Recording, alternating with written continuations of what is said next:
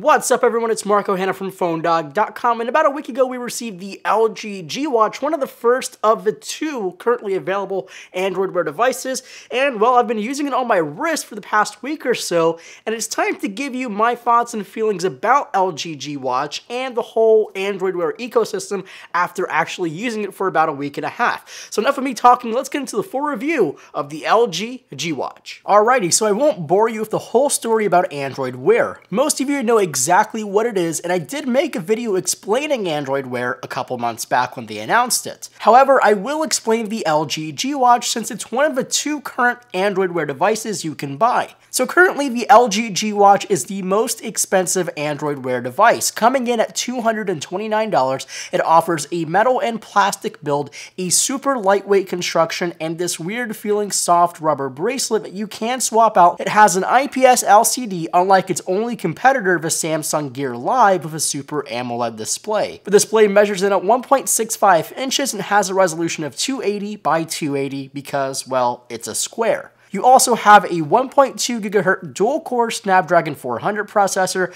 half a gigabyte of RAM, 4 GB of internal storage, and a 400 mAh battery, a whole 100 mAh more than the Samsung Gear Live. Plus, you do have a 9-axis gyro and accelerometer built in for step tracking, waking up the display, and all the other motion-based things that you can do or will be able to do in the future, but don't count on this for being a fitness tracker because compared to the Jawbone and Up, a standalone fitness product, this thing tracks really badly. Software-wise, of course, it's going to be running Android Wear. You start off with this watch face. When it's not in use, you actually have a black and white always-on display. But when you either touch it or raise your wrist, the full-color LCD turns on. You can see the current time, sometimes the date depending on what watch face you have, and if you have notifications on, cards hiding on the bottom. Now, these cards usually correspond to the same Google Now cards found on your phone. And to go through them, you basically just swipe up and go through every individual card and swipe to the right to dismiss them if you don't want to see them.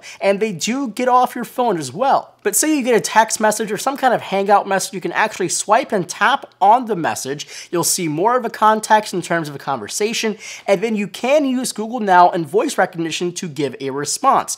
And for the most part, it's pretty good, but I have sent some unfortunate emails because the cancel feature is not voice activated. You actually have to click cancel, and you don't have that much time to do it, so usually you already sent the email or message by the time you click it. So take it for what it is. I wouldn't exactly use this to dictate my essay or anything, but this is okay for really quick responses like yes or no, or I'll be there in a few minutes, or I'll be late, or anything like that. It would be a perfect tool to use. Next is going to be Google Now and the built-in watch functions. To access Google Now, you can either say OK Google or simply tap on the watch face and up comes Google Now's prompt. You could ask it for information, weather, directions, anything that you can do on Google Now on your phone, you basically can do it on your watch. This is also the same place to find built-in functions on the LG G Watch. Swipe the menu up and up comes a list of different functions. You can ask it for taking notes, setting reminders and alarms, ask for step counts, send messages, email people, and much more. Also, you have settings which allow you to determine screen brightness, and just a quick note, it does not have auto screen brightness.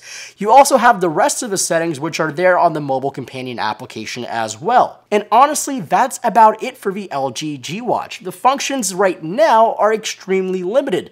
The best functions that I've seen so far out of this watch are either responding to text messages, getting notifications, and obviously directions via Google Maps. Yet it can't appeal to me because I am a watch lover and collector, and I do love watch design. This is just a more fancy Pebble with more fancy colors on its display, which is why I still prefer, even though I haven't tested it yet, the Moto 360 with a circular design and watch-like features. However, the big fear about that is it's going to be way too overpriced. So what do you think about the LG G Watch? Do you think it's worth the $229 price tag? Is Android Wear even appealing to you? So make sure to leave a comment below, or you can ask me questions directly onto Twitter to @PhoneDog_Marco. And as always, my name is Marco Hanna from PhoneDog.com, and I'll catch you guys in the next one.